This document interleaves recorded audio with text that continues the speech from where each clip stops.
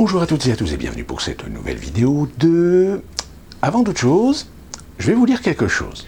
Quelque chose qui émane d'un livre, d'un auteur, qui me paraît essentiel pour comprendre l'essence même de ce qui fait tant de débats et fera certainement beaucoup encore de débats autour de ce sujet. Celui qui fait la loi sait mieux que personne comment elle doit être exécutée et interprétée. Il semble donc qu'on ne saurait avoir une meilleure constitution que celle où le pouvoir exécutif est joint au législatif.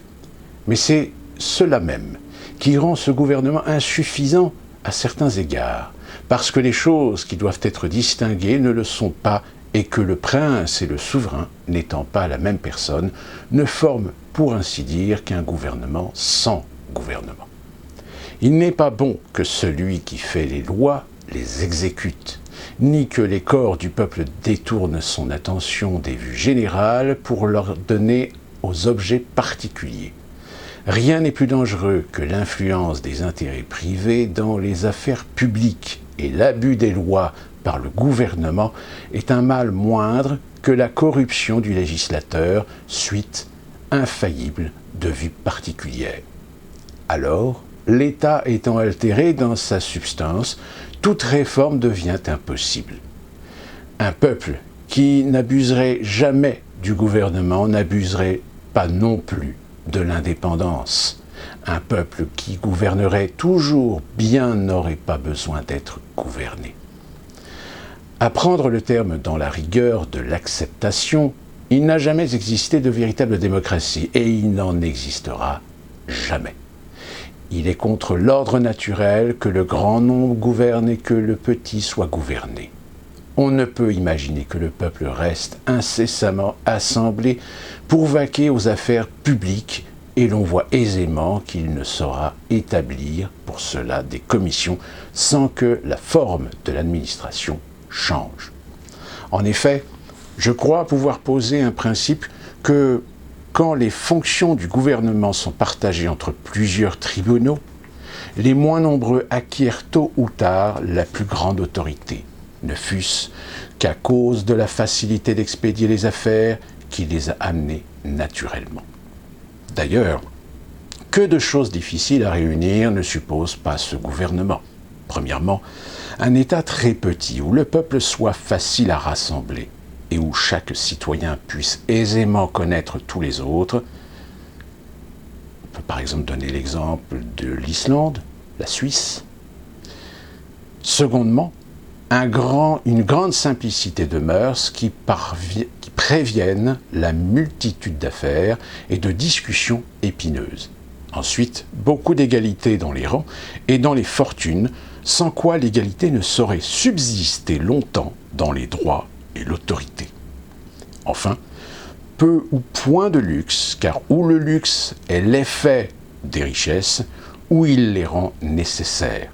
Il corrompt à la fois le riche et le pauvre, l'un par la possession, l'autre par la convoitise. Il vend la patrie à la mollesse, à la vanité.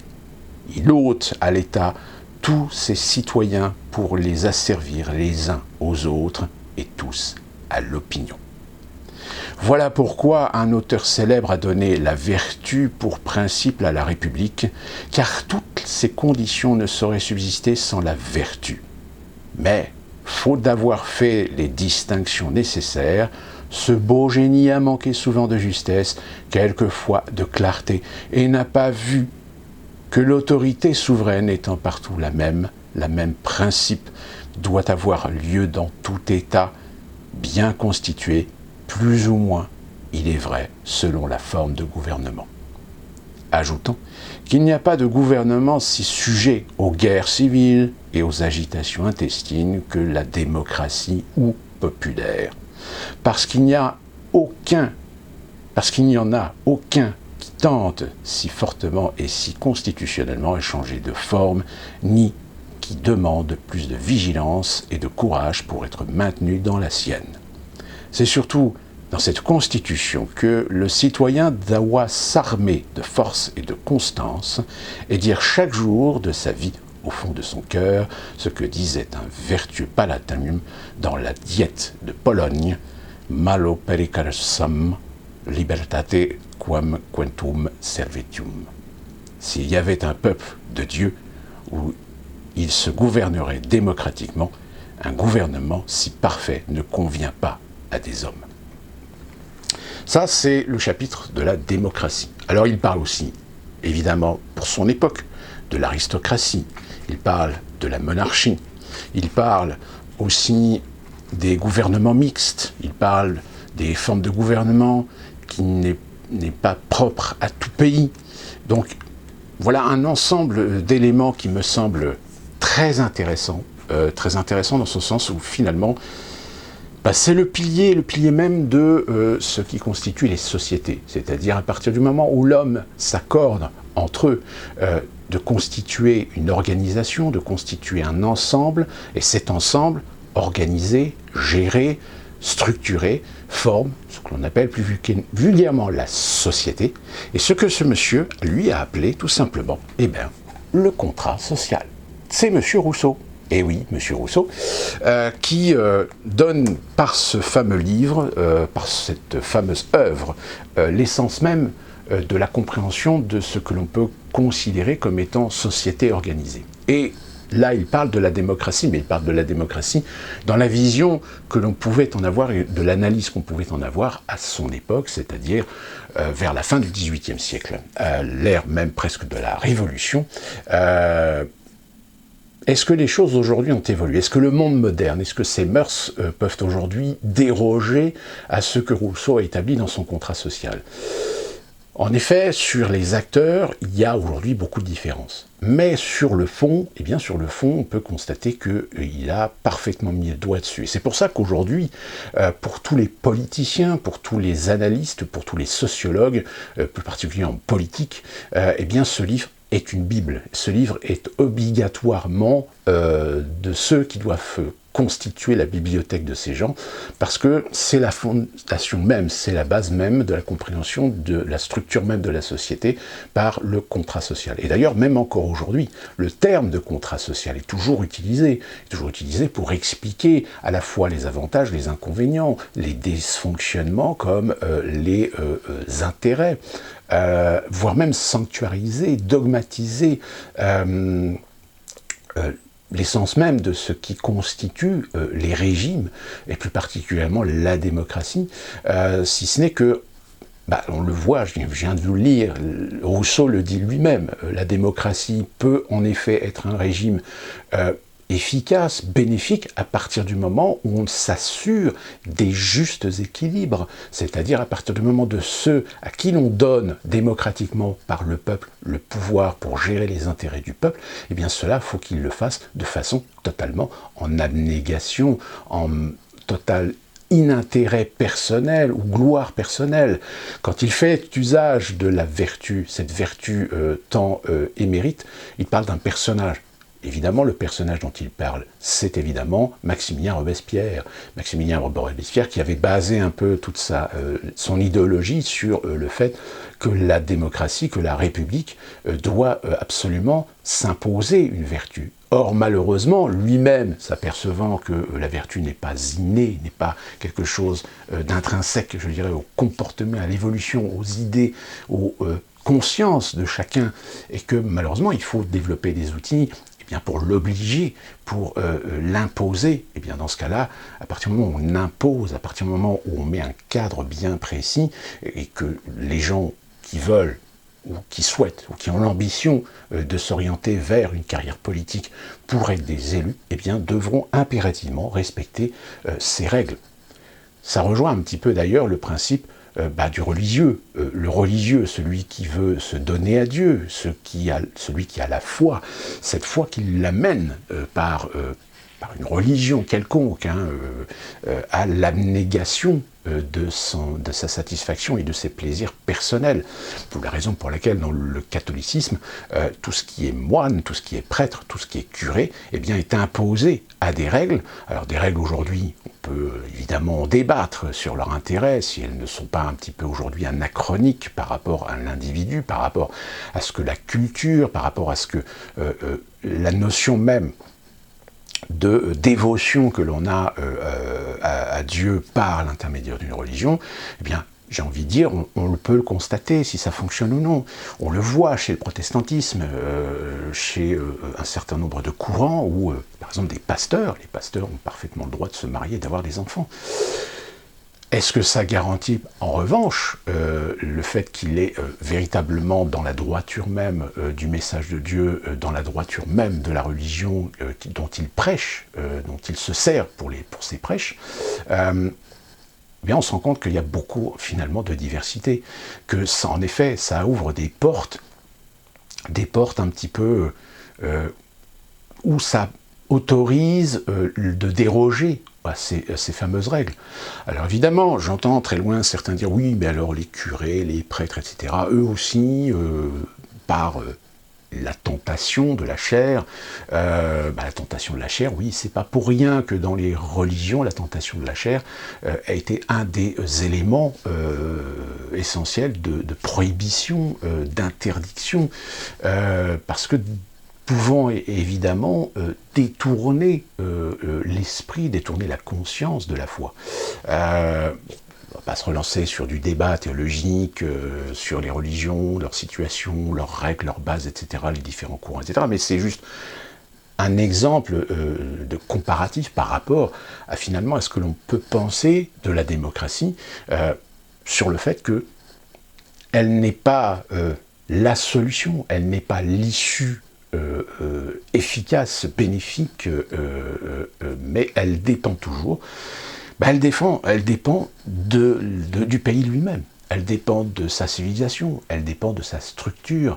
La preuve en est, c'est que lorsqu'on observe les différentes républiques qui ont pu exister dans l'histoire, on s'est rendu compte qu'il est arrivé aussi bien chez les Grecs que chez les Romains, que au lieu d'avoir un représentant, un dirigeant, un chef, un leader, eh bien on s'est retrouvé des fois dans des situations où on en avait plusieurs qui représentaient à titre égal des portions de la civilisation, des portions du peuple. Donc c'est pour cette raison que si je vous ai lu cet extrait-là, c'est pour vous faire prendre conscience que aujourd'hui il faut avoir un recul suffisant pour se dire que oui, si la démocratie aujourd'hui est un système qui a ses avantages pour les libertés individuelles, la défense des droits fondamentaux, l'évolution même de la société et des mœurs au sein d'une structure, au sein d'une société organisée, autour d'un processus démocratique, oui, on peut le dire, même si démocratie n'a pas un visage unique, il existe plusieurs différences de différentes démocraties.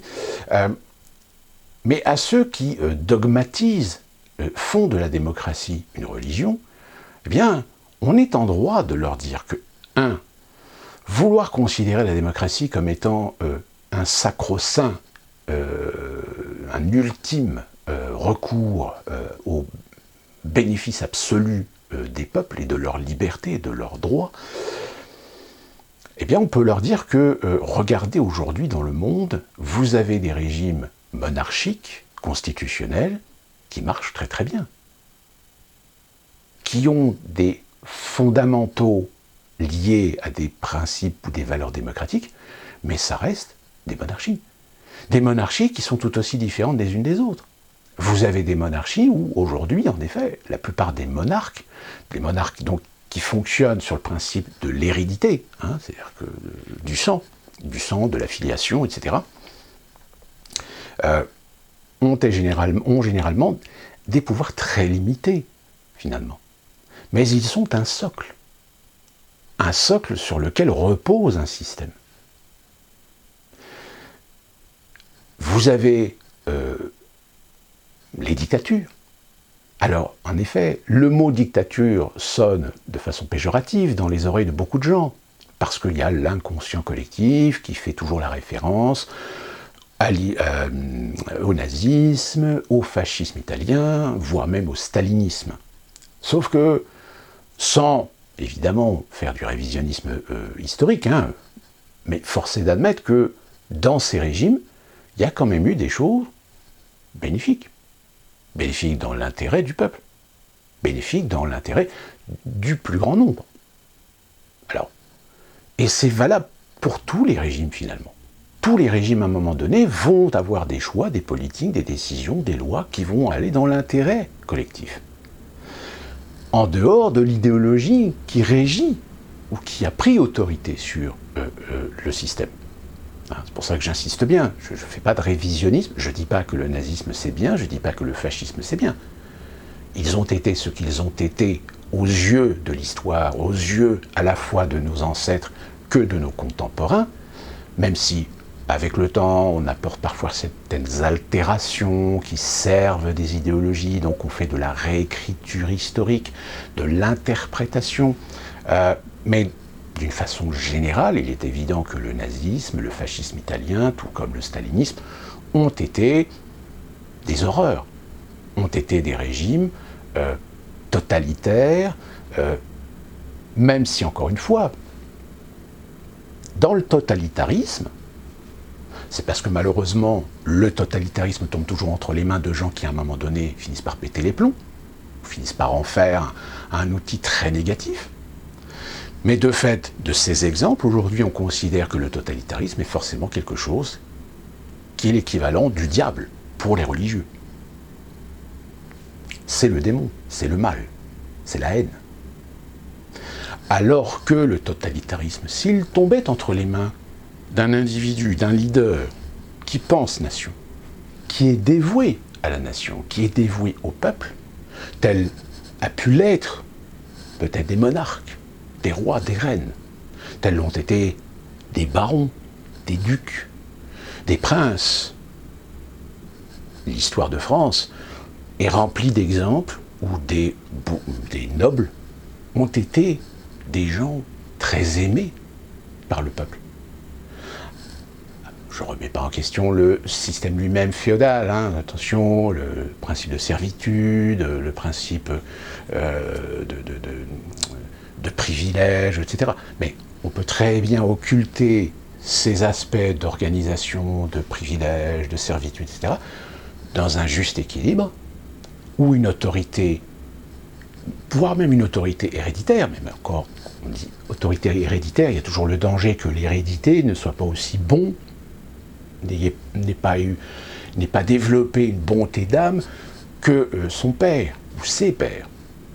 Donc, un régime totalitaire, avec à sa tête un individu qui est en totale abnégation de sa propre gloire, de ses propres intérêts, ou des influences autour de lui, etc., et qui défend la nation, qui est nation, s'il a tous les pouvoirs et qu'il gère dans l'intérêt du pays, dans l'intérêt du peuple, dans sa sécurité, dans son bien-être, etc., mais tout d'un coup, on va se dire, mais finalement, peut-être que ce totalitarisme-là, il a quand même ses vertus. On y revient à la vertu.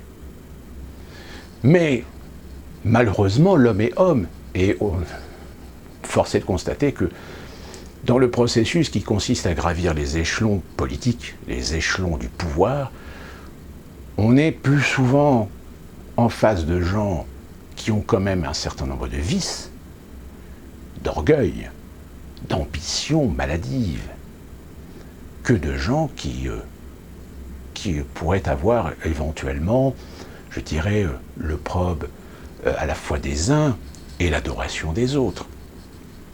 On va prendre l'exemple de De Gaulle, puisque c'est un personnage qui est contemporain, tout le monde connaît.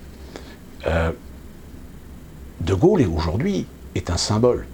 Symbole de quoi? Symbole d'une France libre, d'une France souveraine, d'une France, de la grandeur même de la France, dans l'échiquier mondial.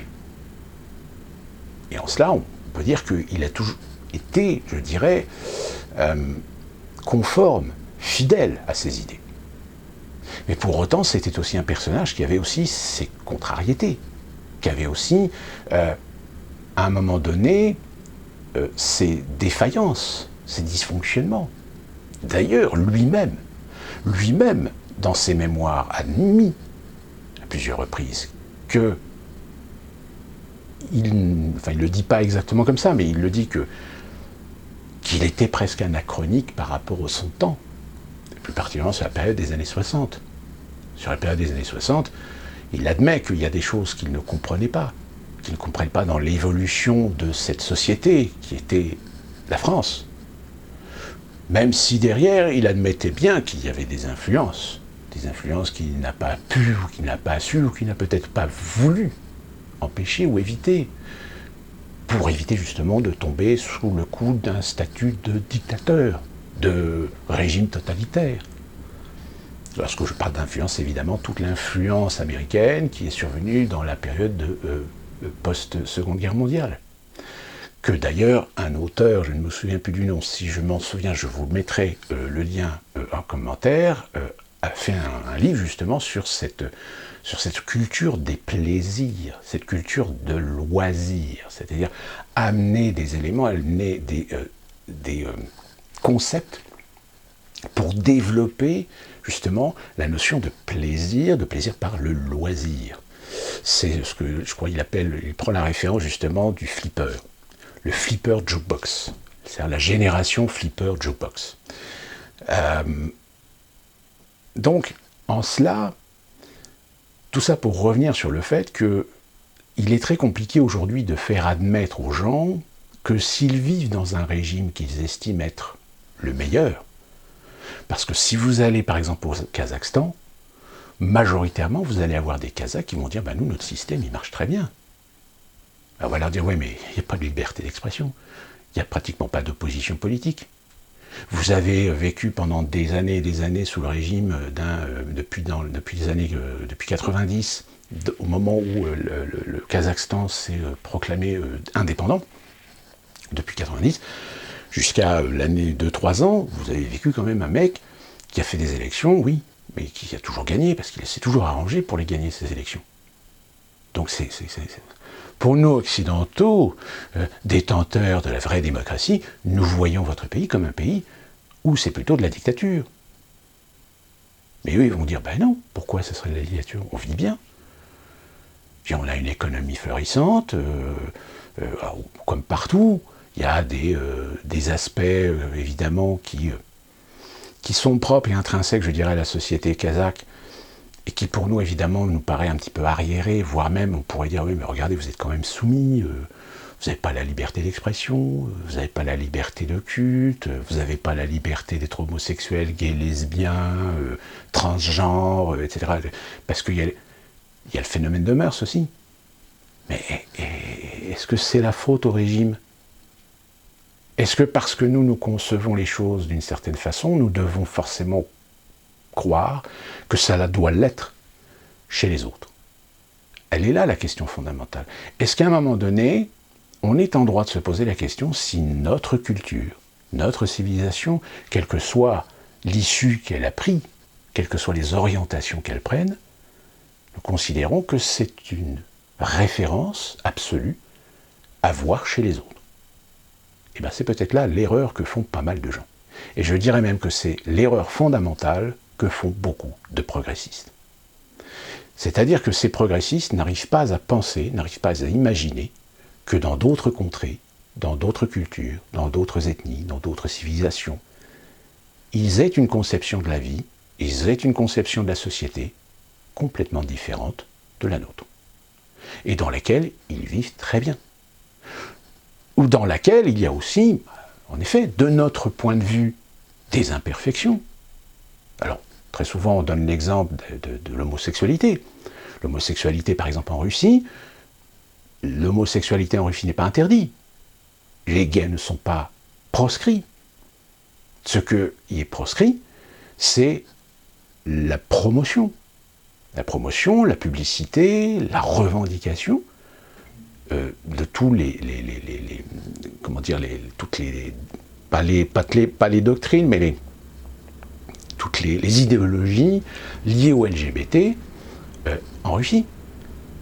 Ça ne veut pas dire que ça va être comme ça tout le temps. Seulement, c'est une société qui a encore besoin d'évoluer. Je rappelle que la Russie est quand même un pays qui ne vit dans un processus démocratique que depuis 30 ans. Oui, 30 ans.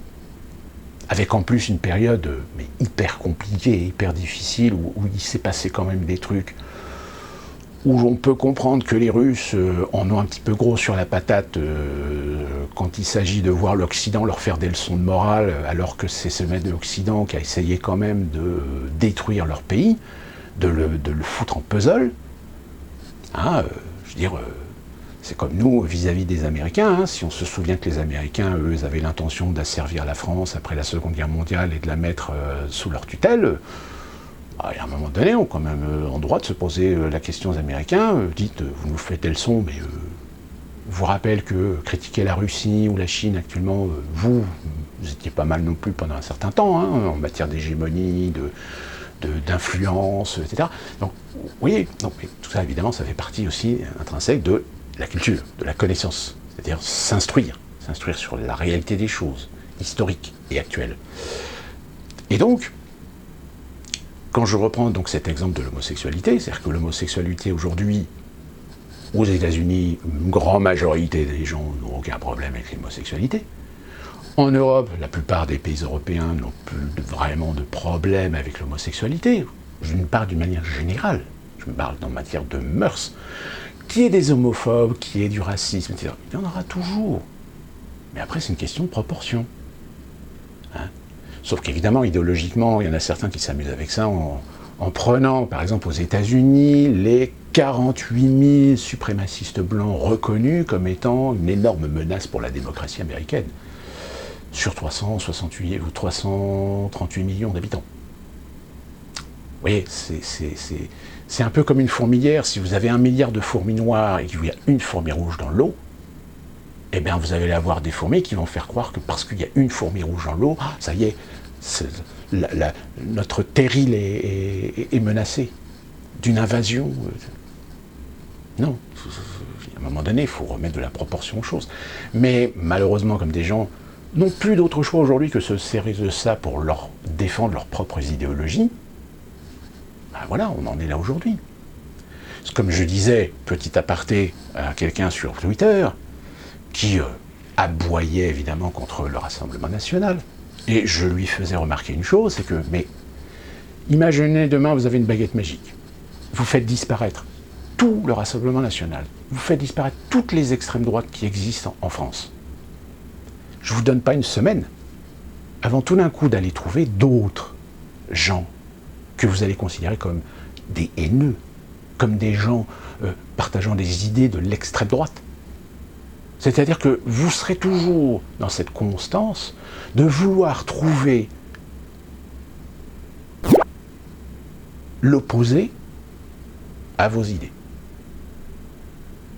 C'est-à-dire que même si on vous met dans une caverne avec 10 personnes, même si on vous garantit que ces 10 personnes pensent exactement la même chose que vous, eh bien, il y a un moment donné, vous arriverez toujours à trouver le moyen de croire ou de faire croire aux autres qu'il y en a un des 10 qui va à l'encontre des idées de la majorité.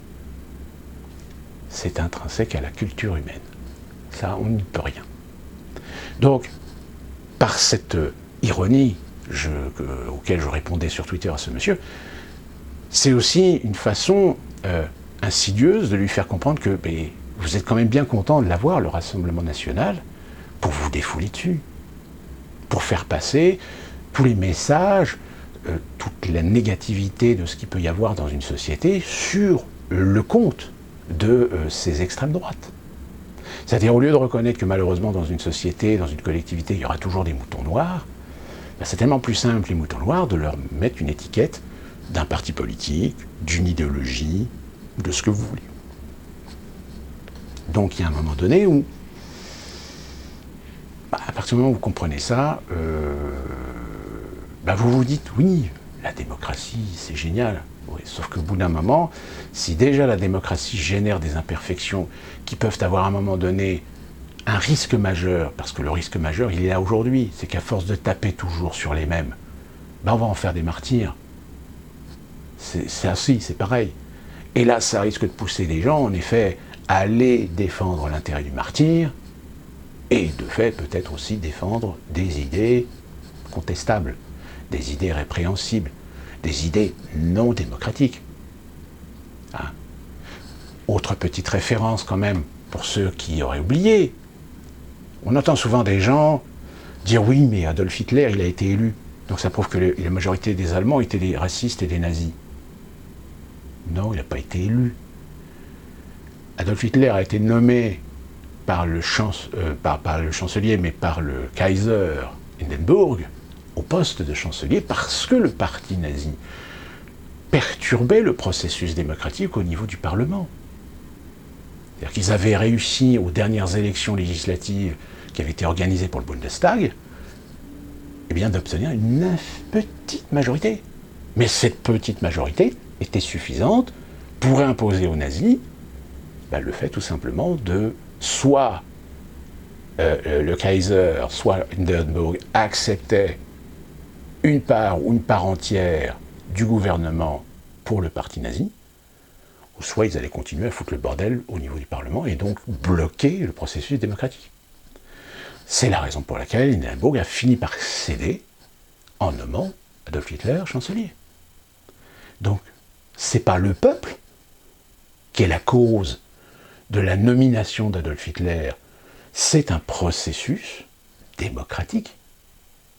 C'est-à-dire la représentation d'une majorité qui a amené un dirigeant à nommer le représentant de la majorité, et pourtant d'une infime majorité. Et là, vous le voyez un petit peu le lien avec ce qui se passe aujourd'hui avec Macron. Macron, à la limite, aujourd'hui, il peut faire passer ce qu'il veut à l'Assemblée nationale, puisqu'il a la majorité. Enfin, il n'a pas une majorité absolue, mais il a une majorité par des alliances avec les centristes, avec des républicains. Et après, on vient vous dire, oui, la démocratie, c'est la meilleure. Mais non, c'est pas la meilleure. Rousseau vient de vous le donner. C'est la meilleure à partir du moment où on a la garantie que le peuple a un ascendant sur ceux qui sont censés prétendre représenter ses intérêts. Or, nous n'en sommes pas moins des humains, qu'à partir du moment où des hommes qui ont l'aspiration, la volonté, l'ambition, qu'on leur donne nos voix pour être nos représentants, à quelque échelle que ce soit, eh bien avec le temps, on se rend compte que pour s'assurer un cercle de privilégiés, un cercle inévitable, parmi lesquels on va être obligé de voter pour eux et pas pour d'autres, eh bien, au fur et à mesure du temps, ils se sont tout simplement constitués une sorte d'aristocratie, finalement. Une aristocratie démocratique. C'est-à-dire une démocratie qui en a l'allure d'une démocratie, mais où, de toute façon, petit à petit, ils se sont construits un cercle, ils se sont construits un univers, ils se sont construits un système verrouillé pour que vous soyez obligés de voter pour eux et pas pour d'autres. La preuve en est, c'est que vous voyez par exemple la présidentielle. Certains vont vous dire oui, mais les 500 signatures des maires, c'est pour éviter justement qu'on se retrouve avec, comme on s'est retrouvé en 2016, avec 101 partis, donc 101 candidats. Donc procédure d'élimination naturelle. Et donc procédure d'élimination naturelle qui consiste tout simplement à faire en sorte que ce soit les têtes d'affiche qui soient protégées, qui soient assurées d'être des candidats. Et pas des candidats de petits partis. Alors, il y a toujours peut-être une porte ouverte, en effet, pour certains petits partis, petits candidats, de pouvoir exister, de pouvoir être visibles pendant la campagne présidentielle. Mais au vu de ce qu'ils récoltent, au vu, je dirais, de la proportion d'appui, de soutien qu'ils ont, ceux qui sont déjà en haut, là, je dis, ouais, c'est bien, parce que comme ça prouve que la démocratie fonctionne, de laisser ces gens exister dans le processus démocratique d'une présidentielle, d'une régionale, d'un départemental, d'une municipale. Sauf qu'à terme, des gens comme Asselineau, par exemple, n'arrivera jamais à accéder au pouvoir. Sauf miracle. Mais là, dans l'état actuel des choses, il n'y a aucune chance. Tout comme il n'y a aucune chance de voir Philippot, Dupont-Aignan, Poutou, ou je ne sais plus l'autre communiste là. Donc du coup, on se retrouve toujours avec les mêmes. Et c'est la même chose aux États-Unis. Aux États-Unis, vous avez peut-être un roulement un peu plus accentué en matière de candidats, en matière de ténor politique dans le bipartisme américain, jusqu'au jour où, à force de prendre les gens pour des cons, à force de considérer que les Américains sont bien embrigadés dans un processus qu'ils croient démocratique mais qui en réalité est de collusion absolue, eh bien arrive un mec qui est un milliardaire, qui n'a jamais eu de carrière politique, qui n'a jamais eu de mandat, qui n'a jamais été gouverneur, qui n'a jamais été sénateur, qui n'a jamais été représentant, qui n'a jamais fait de politique, qui déboule avec ses millions, avec ses milliards, et qui finit par briguer le poste de candidat, et qui, à la surprise générale, finit par l'emporter. Même encore aujourd'hui, beaucoup de politiciens refusent d'admettre que si Donald Trump a été élu en 2016, c'est parce que le Parti républicain comme le Parti démocrate n'ont pas voulu accepter l'idée qu'ils n'avaient plus de crédit aux yeux de la majorité du peuple américain. Que s'ils se protégeaient derrière le fait d'avoir encore des soutiens, des gens qui ont la carte du parti ou des trucs comme ça, le problème c'est qu'ils sont une infime minorité. Pendant l'élection présidentielle, je vous invite à regarder les sites des partis politiques engagés, vous verrez le nombre de membres qu'ils ont. Je crois même en 2016 que Asselineau arrivait presque à avoir autant de membres que l'UMP, ou le Parti républicain à l'époque. Parce que je rappelle, le Parti républicain, au niveau finance, c'est pas ça. Ils sont au bord de la faillite. Mais voilà, le processus de ce que je vous ai dit, la sphère médiatico-politique, a su verrouiller leur petite sphère pour que ce soit toujours les mêmes qui soient éligibles, présidentiables, à la mesure. Et de ce fait, c'est là que tout d'un coup on se dit, mais finalement la démocratie, qu'est-ce qui est réellement démocratique ? Pourquoi est-ce qu'aujourd'hui, on n'a pas la possibilité de demander... Alors, vous avez des partis qui se sont mis à faire à l'américaine, c'est-à-dire des primaires. Bon, sauf que le problème des primaires, ça pose un problème fondamental en France. C'est qu'en France, on avait toujours eu une culture politique du leader.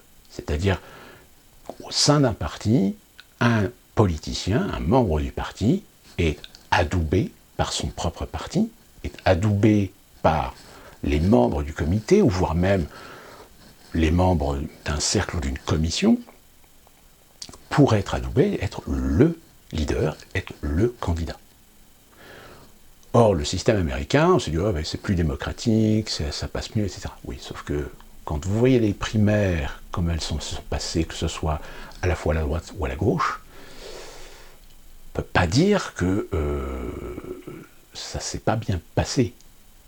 Je dirais même que on a même poussé les politiciens à faire une politique à l'américaine, c'est-à-dire entre collègues du même parti, on est tous candidats à la primaire et on s'envoie des vannes, on s'envoie de la merde. On va même balancer le copain parce que on est dans un processus de compétitivité. Une compétitivité anglo-saxonne. Mais le problème, c'est que les Français ne sont pas aussi conditionnés, ne sont pas aussi aveugles que les Américains. Les Français se rendent compte que c'est un spectacle de guignol. C'est un spectacle de polichinelle. Tout ça pour dire, pour cette vidéo, que ce n'est pas parce qu'aujourd'hui on considère que la démocratie est le meilleur système qui soit et qu'il doit être appliqué dans tous les pays du monde et que c'est comme ça qu'on atteindra la paix mondiale, eh bien cette affirmation est fausse. Parce que la démocratie elle-même n'est pas parfaite, parce qu'elle dépend toujours d'individus, elle dépend toujours de stratagèmes, de stratégies, voire même l'usage même de la démocratie, pas pour le peuple, mais contre le peuple. C'est ce que Rousseau expose. Qu'il existe d'autres pays avec d'autres cultures qui s'approprient et arrivent à mettre en place des régimes différents de la démocratie, même si elle en reprend un certain nombre de principes, mais elles n'en sont pas proprement dit des démocraties telles que nous le concevons en France. Car je vous rappelle, il y a toujours cette particularité française de la République, dans son régime, dans son système. Et troisièmement, après, c'est le problème aussi des puissances économiques. On le sait, depuis le XVIe siècle, fin XVIe siècle, début du XVIIe, les banques, les financiers ont petit à petit joué d'influence pour mettre en place des outils, des stratégies, des systèmes, des règles, à tous les niveaux, que ce soit politique, que ce soit de régime, que ce soit même culturel, pour aller dans leur sens, dans leurs intérêts. Donc ça ne date pas d'hier, hein, qu'on soit bien clair. Le fascisme italien, le nazisme allemand sont nés grâce au capitalisme.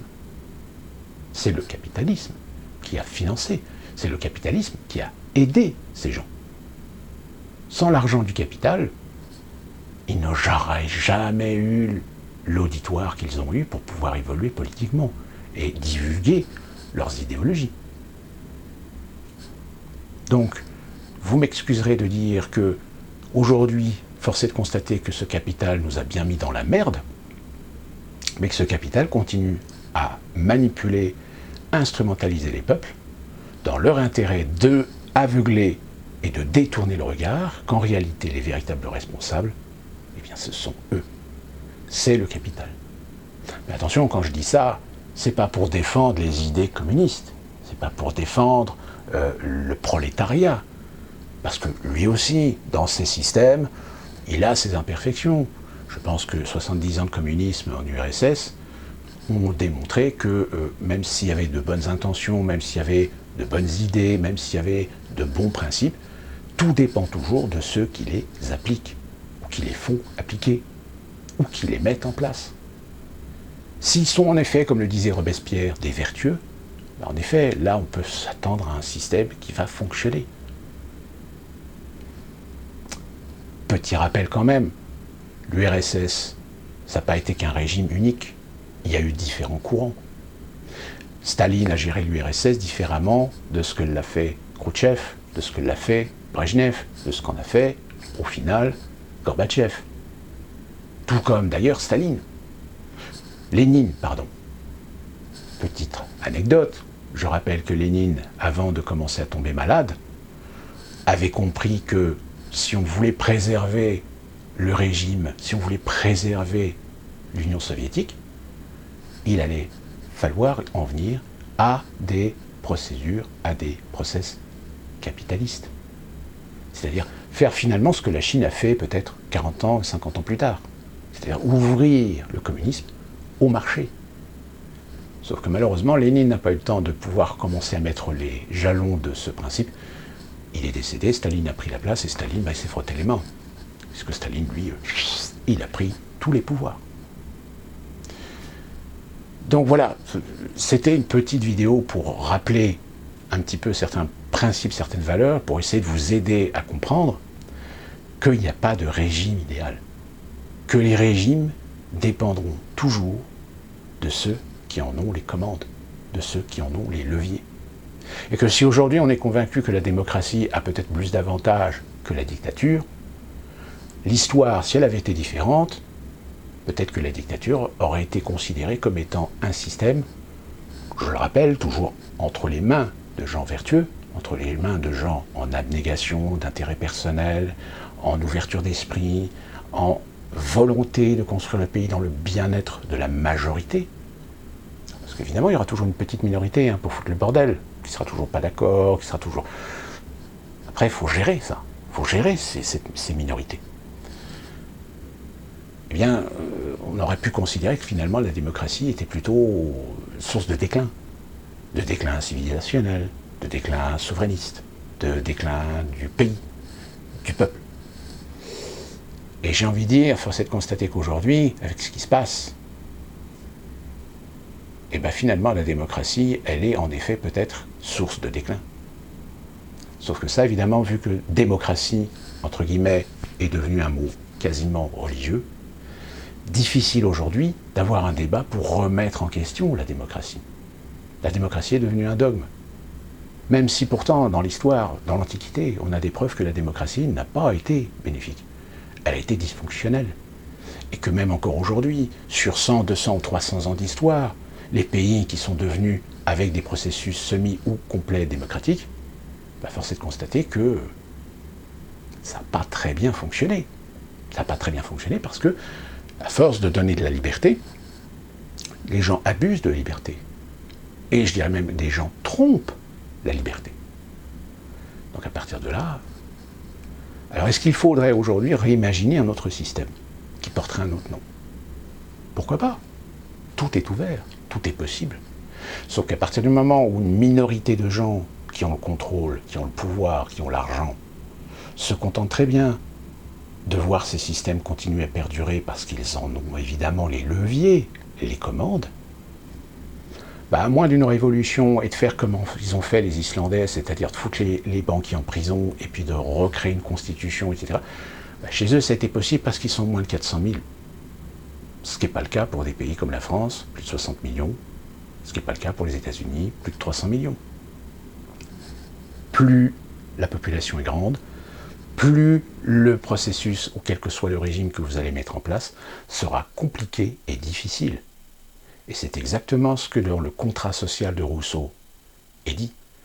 C'est qu'il est toujours plus facile de gérer les intérêts d'un peuple, de faire évoluer une civilisation quand elle est en petit nombre, quand elle a de bonnes interdépendances avec des voisins pour les échanges économiques, c'est-à-dire à la fois pour pouvoir vendre ses propres productions, vendre ses matières premières, et importer, exporter ce dont elle a besoin, d'importer et d'exporter.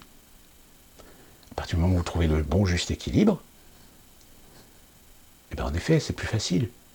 C'est plus facile que de gérer un pays où vous avez 200 000, 300 000 ou 400 millions d'habitants. Tout comme c'est plus difficile de gérer une fédération de je ne sais combien de millions d'habitants, 300, 400 millions, 500 millions d'habitants, comme l'Union européenne par exemple. Plus vous multipliez les intérêts, plus vous multipliez les différences, les cultures, les langues,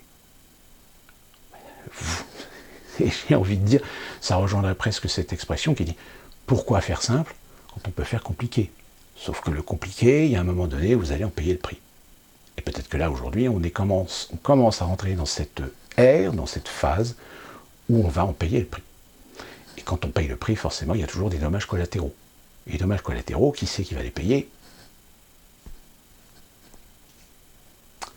Voilà pour cette vidéo. Rendez-vous très prochainement pour une autre vidéo. Et d'ici là qu'on se retrouve, que puis-je vous souhaiter de bien vous porter? Et puis bon courage pour demain, 19 mai, où tout va réouvrir, enfin 30%, où déjà j'ai pu voir que le Puy du Fou ne voulait pas réouvrir parce qu'il ne voulait pas accepter le pass sanitaire. Et d'ailleurs les arguments étaient tout à fait légitimes, puisqu'il disait que déjà, comment on fait pour gérer le contrôle des passes, voire le contrôle des PCR, etc. Ça veut dire qu'il va falloir embaucher des gens en plus. On vous nous demande d'embaucher des gens en plus, donc ça veut dire budget augmenté. Mais comment vous pouvez augmenter des budgets quand on vous demande d'avoir une activité qui n'aura pas le niveau qu'il avait avant? Ou déjà avant, vous étiez déjà un petit peu limite. Et puis surtout, ce qu'a soulevé d'ailleurs le responsable du Puy du Fou, il dit « Mais attendez, nous les parcs, notre personnel n'est pas assermenté pour exiger des clients de présenter des papiers. Si un client n'a pas envie de présenter son passeport, il est parfaitement en droit de ne pas le présenter. Donc qu'est-ce qu'on va faire? On va le refuser parce qu'il ne présente pas un passeport. Et alors dans ce cas-là, c'est une refus de vente. Ah oui, mais la loi sanitaire, elle dit que les lieux de plus de 1000, oui, à condition que vous mettiez en place des gens qui aient autorité, qui sont assermentés pour faire appliquer la loi. Mais un agent d'accueil, un caissier, il n'est pas assermenté pour faire appliquer la loi. C'est pas son rôle. Dans son métier, il est obligé de respecter des règles qui sont établies par la société, puis qui est établies par la convention collective, qui est établie par un règlement intérieur, qui est établie par des normes et des règles sanitaires bien établies. Mais au final, même s'ils dérogent à ces règles, les responsables, c'est pas eux. Ceux qui sont dessus. Évidemment, ceux qui sont au-dessus vont punir en virant celui qui a commis le délit, ou celui qui a commis l'erreur, ce qu'on appelle la faute grave, le défaut, la faute professionnelle. Cette fois, c'est bon, c'est fini. Bon courage. Et à la prochaine.